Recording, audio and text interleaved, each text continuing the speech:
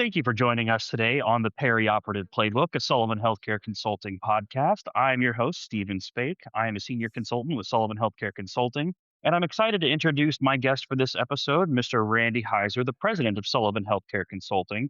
Today, we're going to talk about perioperative impacts of recent legislative changes and really give a high level view on things that go through Washington that impact the day to day operations of a perioperative suite. With that introduction, I'd like to turn it over to Randy Heiser. Thanks for coming. Well, thank you for inviting me, Stephen. I appreciate it. This is actually a bit of a preview. I'm going to be presenting at the Business Managers Conference in Austin in a few days. And this is actually very similar to my closing keynote speech that I'll be giving at that conference. There's been a lot of stuff going on in Washington and in the States around healthcare finances. A lot of people have heard of the big, beautiful bill. There's lots of uncertainty out there about what does that really mean. We've been hearing a lot about Medicaid cuts, reductions in Medicaid eligibility. We have clients telling us that they're going to be taking a $20 million hit because of all these changes. There's lots of things going on, and I just wanted to talk about a few of them today. And that really is going to be, what are some of the rule changes around outpatient services and ambulatory surgery centers, prior authorization for ASCs, which has never really been a thing until recently, the No Surprises Act, a lot of things around anesthesia, as well as some transparency, price transparency and the impact to small and rural hospitals across the country. Those are really the things I'm going to be talking about today. When it comes to the new ASC and outpatient procedures rules, there's been cuts. They're always, well, when was the last time anybody said the government's going to give us more money for healthcare? We're seeing the same thing. It used to be, let's take this ASC and turn it into a HOPD. We can get hospital rates. We can make a lot more money. There was a big trend about 10 years ago for physician-owned surgery centers. They were selling them back to hospitals for HOPDs. Then they put rules in place that said, no, if you want an HOPD, it's got to be on the same campus. It's got to be within, I think, 250 yards of the hospital. All of these requirements that we couldn't have an HOPD on the other side of town anymore. Many of those were grandfathered in, but what we're seeing now is a lot of those are now going back to joint ventured private ASCs. And what so many of these rules impact is what cases are financially viable to do in these ASCs. Should we do them in the hospital? Should we do them in the HOPD? Should we do them in the ASC? We really have to look at it. And perioperative leaders are having to become much more of financial experts than they ever have in the past. It used to be, don't worry about revenue. Finance will take care of that. Let them deal with it. We don't have to. That's not that way anymore. We're having to work with governance structures around how much revenue will we get? Is this going to be a profitable procedure in the hospital or in the ASC, or what is the best location for us to do this in? There's new quality program requirements and reporting processes. There's more documentation requirements.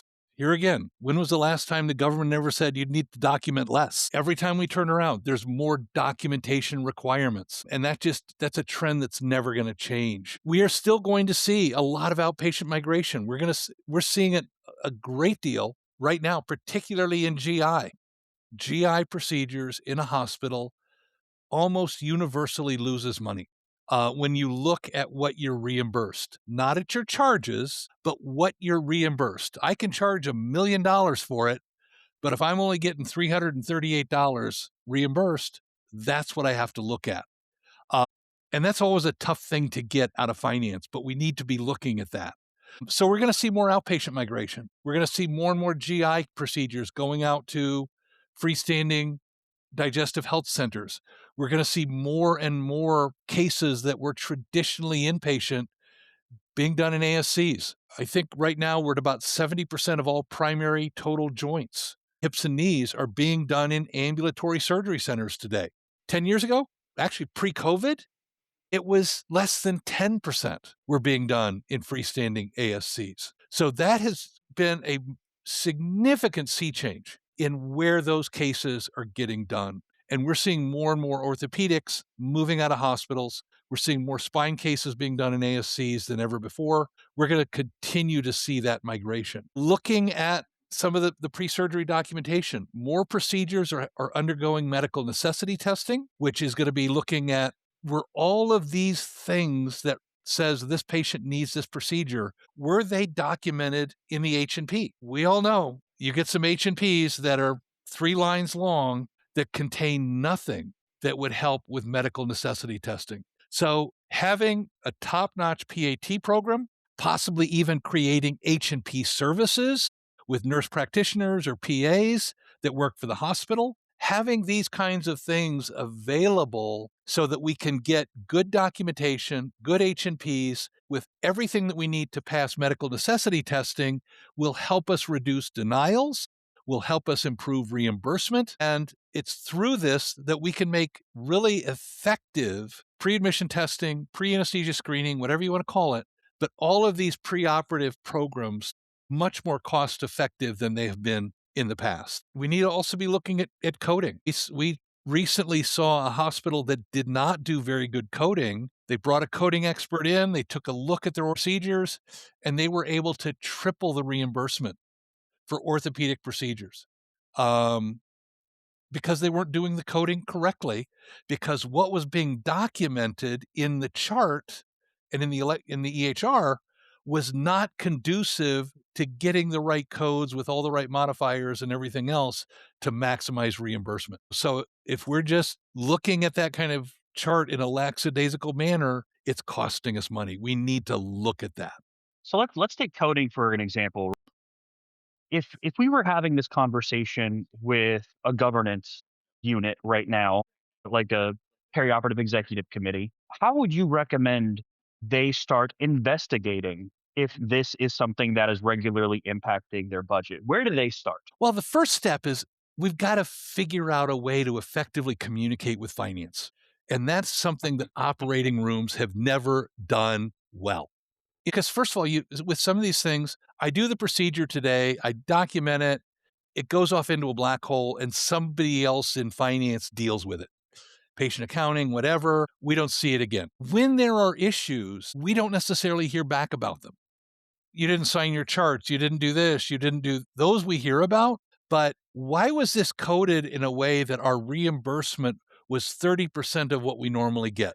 We don't hear about those things. And quite frankly, whenever I've seen this fixed, it's always been because finance brought in an outside coding expert to do an audit. I think it would be very beneficial for a lot of operating rooms just to do a coding audit on 90 cases. Bring a coding expert in, have them recode it compared to what the hospital coded them, and take a look at it. Are we doing okay? It's just something that traditionally operating rooms have never dealt with and never had to deal with. So I think that's where the problem is. We don't talk to finance real well, and we never have.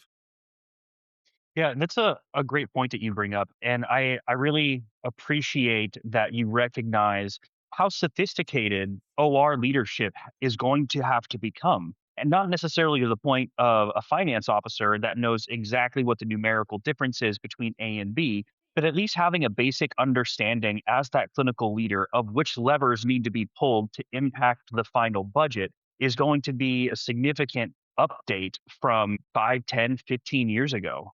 And Oh, so we're starting to see that be more, you're starting to see those advanced degrees in OR directors and OR senior managers. So this is really something that will be impacted by that. well, which brings us up to another point that has always been one of my passions is the OR business manager. We've recommended putting business managers in place probably 25 years. We never had anybody that could manage the non-clinical aspects of surgery. And traditionally, business managers deal with vendors, they deal with purchasing contracts, they deal with purchasing, those sorts of things. Those business managers are going to have to evolve in the future, and they need to become CFOs for surgery. They need to be looking at reimbursement. They need to be looking at coding. They need to have much tighter relationships with finance than they've ever had to have in the past. It's going to be a new role that we just have never seen before in the perioperative space. Thinking back, I can identify the top 2 or 3 hospitals I've worked with, and they all have phenomenal business managers. But I think that They have also, CFOs. yeah, a miniature CFO, right, in the Periop suite, and it makes a huge difference. And then last question on this particular topic regarding the business manager, since that's a frequent recommendation from us, is there a size facility or X number of rooms running that you would recommend having a business manager? Like, what is your cutoff? If you have 10 or more ORs, should you look into a business manager? At what throughput does it become cost effective, do you think? 2 operating rooms. Okay. Anybody over 2 operating rooms should have a business manager. Now, the difference is their scope. In a two-room OR, that business manager might also be the inventory clerk. They might also be doing, purchasing. They might be doing a lot of other non-clinical things. Whereas by the time you get to a 2025 room OR, they're focused on reimbursement, they're focused on business cases, they're focused on a different set of responsibilities, having people under them managing all of the frontline tasks. So that becomes the difference. Every operating room has to have somebody who can manage the non-clinical aspects of surgery in place. Maybe not a one-room OR with 3 people, but by the time you get 2 rooms, you've probably got about 8 or 9 people, and you've got a need for that. Great. Phenomenal answer. I appreciate it. One of the other big changes is the whole price transparency issue, which again, operating rooms don't have a lot of say in that. We don't price our procedures. We don't develop bundle pricing. This is really a finance responsibility, is pricing and ensuring transparency in pricing and allowing people to see what they charge for procedures and items and supplies. The operating room has to deal with it because the patients come in and say, what do you mean this is going to cost me $37,000? No, you've got good insurance. Your copay is $500 or whatever it is. You don't need to worry that we charge $300 for a Band-Aid. That's not your problem. That's a different set of issues. So we need to be prepared to answer those patient questions, particularly in pre-op and PAT. But the price transparency that CMS is really imposing under some of the new rules, I believe those go live April 1st. We need to be prepared. Because patients are going to hear about it. They're going to ask questions, and just saying, sorry, I don't know anything about it, go talk to finance, doesn't cut it today. Some other things is the new prior authorization demonstration project that they're doing with ASCs. This started last month, and I think it's about 8 or 9 states that are doing it for 5 or 6 different ambulatory procedures. But these have to go through a prior authorization process, even for Medicare. Very similar to what they have to do in hospitals for a lot of procedures. And this is a fundamentally different process for ambulatory surgery centers. Surgeons have often had to go through prior auth for commercial insurance cases, but they've never had to do it for Medicare or Medicaid. And now we're going to have to do it for a lot of different procedures. And we all know what happens with demonstration projects. 5 years from now, 6 years from now, it's going to be in place for every procedure done on an elective basis. So unless you can document in the chart why it was an emergency or had to be done within a certain number of hours, typically that's 48 hours, you're going to have to go through the prior auth process, which is going to cause a lot of problems for ASCs because it takes more people. We're going to have to add staff, and ASCs are typically staffed very, very lean. And lots of people have 2 or 3 jobs, but it's going to be difficult, and it's going to be a change. Yeah, and you're talking about adding non-clinical staff to that ASC as well. So then you're talking about ensuring your productivity doesn't take an impact. So you're having to adjust things on the finance side of the house. So I definitely agree that that's going to be a significant shift for ASCs, and it's really going to hammer home that need to have, a finance expert in your pocket, whether or not you're engaging them regularly or just have that relationship to engage as needed. It's going to be so critical in ASCs even. Exactly. And from our perspective, as consultants, what we're advising our clients to do is to really beef up their PAT process, incorporate finance and patient accounting into the PAT process so that we're going through a financial clearance as well as a medical clearance, making sure that as much of this stuff is done well in advance of the day of surgery, not waiting until the last minute so we have to cancel a case because we're not going to get paid for it, and then we end up with a hole in the middle of the day. So beefing up that whole prior to the day of surgery process has been very effective with these kinds of reimbursement changes. And I'll take a And moment then make to put a shameless plug out there for the upcoming PAT webinar and podcast that Sullivan's doing. So if it hasn't happened yet, look out for it. It's gonna be a good one. I have to, I had to get that in there. the other piece that we have to ensure with all of these things is educating our surgeons and the surgeons' offices. We've all heard it's like another new piece of paper, another new documentation. Oh, you're killing me. You're doing this. Well, it's not us. It's not the ASC. It's not the operating room. It's not the hospital. It's the payers and the government. They're the ones that are requiring these things, and complaining about it or ignoring it is going to do nothing but harm how you get your cases done. Because quite frankly, when you start looking at the hospitals that are incorporating surgeons' margin contribution into their block allocation process, you have a 30% denial rate and somebody else has a 2% denial rate because they're doing the right thing. Guess who's going to get more block time in the future? It's not going to be the guy with 30%, trust me. So these things all ripple down in these operating rooms. So, the next one that we've heard a lot about is the No Surprises Act. And this has had a huge impact on anesthesiology. A lot of hospitals out there, probably I would say about 70% of hospitals still contract with a group for anesthesiology, and the groups do their own billing. That might be a little bit high. We've seen a lot of conversions recently, but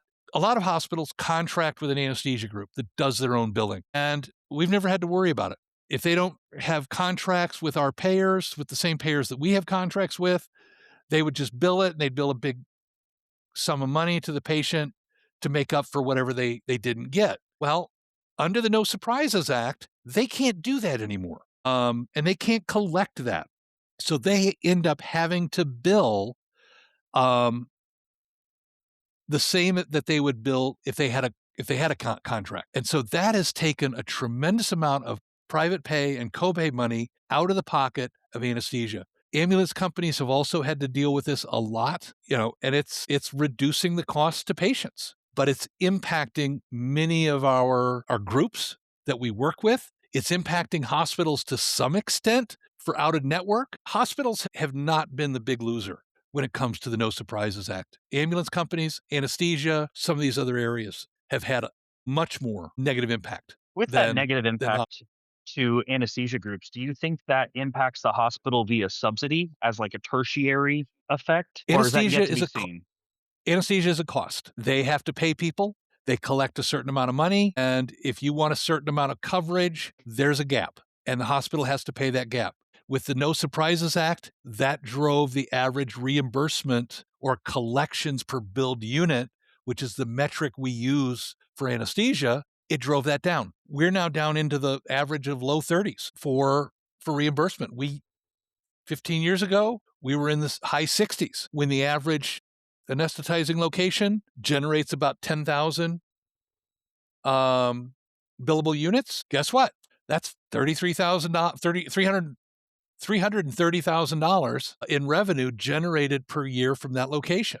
That doesn't pay the salaries of the people that have to staff it. So someone's got to make up that difference in that gap. So yes, the No Surprises Act has driven subsidies up over the last 4 or 5 years. And that's across the country, across the board. The last thing I really want to talk about is the cuts to Medicaid and the impact on rural hospitals. I've been in some small hospitals recently, and they are scared. Many of these are critical access hospitals. They're used to whatever it costs us, the government will make sure that our reimbursement covers those costs plus a markup. And we're looking at seeing substantial cuts in Medicaid, substantial cuts in those subsidies. And while I don't know the answer, and I certainly can't predict, what a lot of other experts are telling me is we're going to lose a lot of our small rural hospitals in this country. And that'll be a big change for a couple of reasons. One, they tend to be the biggest employer in their small towns. They provide a lot of primary care. How are we going to replace that? Are these patients going to drive an hour to go to an emergency room when they could have gone to a primary care, urgent care center or something like that? This is going to be a major change over the next few years. And again, how much it is going to hit, I don't know. We have one client They said they've run all the numbers, and it is going to be a $20 million a year impact to their bottom line. They have a very high percentage of Medicaid, and they're going to lose all of that. We have another hospital that's saying it's going to cost them about $15 million because the number of insured Medicaid patients is going to be significantly less because the coverage is going to be cut back from the Affordable Care Act expansions. So this one is still, it's out there, it's still open, but it's looking like it's going to be a major negative impact. What that means is surgery is going to be more volatile than ever, not from a technology standpoint, not from a staffing standpoint or a process standpoint, but from a financial standpoint. We don't know what's going to happen as we look at, do we want to do this service? Do we want to add these procedures? Do we want to recruit this surgeon? We need to be looking at what impact will that be on our margin? What are the finances of that addition going to look like? We need to look at those things, and we traditionally haven't really done that. It's been a very different calculus of adding things. It's always been, hey, the more procedures, the better. And what was that old commercial? We'll lose a little bit on each one and make it up in volume. That doesn't work. That doesn't keep hospitals open. Surgery drives 2/3 of the hospital's margin. If surgery isn't contributing, the hospital is going to struggle. So we've got to be looking at adapting and being nimble. And this is where small, effective governance structures come into play. This is where having that CFO, a highly astute business manager, comes into play. We need to be looking at all of these things. And we need to be prepared to say no to certain things. So volatility is the new norm. How do we do that? Well, got to make sure that we have good operational resilience. We have to have standardization where it's appropriate. We have to be flexible. We can never, ever say we've always done it this way, because as soon as you say that, you're dead in the water. We've got to be looking at what's the best way to do it today. And just because we did it differently last week or last year or when I got out of nursing school, that is not a good enough reason to not change. We've got to be able to change. We have to look at coverage models that are sustainable. Opening up a room to do one case and bringing in a bunch of agency nurses to do that isn't going to cut it anymore. And all of that gets back to governance. We've got to have people that are running the program that are looking out for the best interests of the program. And those hospitals that do that are going to succeed in the future, even with all these other changes and all this volatility. It's going to be, change is not something that happens every now and then. It has to happen every day. And if people aren't comfortable with that, then they need to find another job, because that's how surgery is going to be in the future. I mean, we can deal with this. We can account for it. It can be a great future for surgery, but it's not going to be the same future for surgery as it was 10 years ago. It will be different. It will be more integrated. It will be looking at surgery as a business in the future. And that's the biggest message that I can give is be ready for change and be ready to look at it like a business while still taking care of patients, while still providing the highest quality of care, while still doing a great job. We've always got to think about it being a business as well. Yeah, it's a great point. And the business has to survive in order to be able to continue providing care to the community. So it's a great perspective to have. Randy, I'm gonna go ahead and just wrap this up with asking you what a play out of your playbook would be. If you could tell those OR directors, OR managers one thing, one sentence to prepare them for changes that are coming down the pipe, what would it be? What's a play out of your Well, playbook? first of all, it'll be a long sentence, I figured. but I don't think you have any short ones. I would recommend two things. One, ensure you have a nimble, program-oriented governance structure that includes physicians, and use that governance structure to create a PAT, or prior to the day of surgery, process that incorporates finance, that incorporates clinical clearances as well as financial clearances, to ensure that everything, including the money, is ready to go before the day of surgery. Yeah, that sums it up perfectly. All right, as we're wrapping this up, I would just like to invite anyone with any questions or would like to have extended conversations on these topics or choose to engage with us to guide you through some of these challenges to reach out. Our email address is info@sullivanhealthcareconsulting.com. You're also welcome to reach out to me on LinkedIn. We'd love to continue this conversation with you and help make sure that your organization is prepared for potential volatility and future proof. Again, if you've made it this far, thanks for listening. I appreciate it. Randy, thanks for stopping by.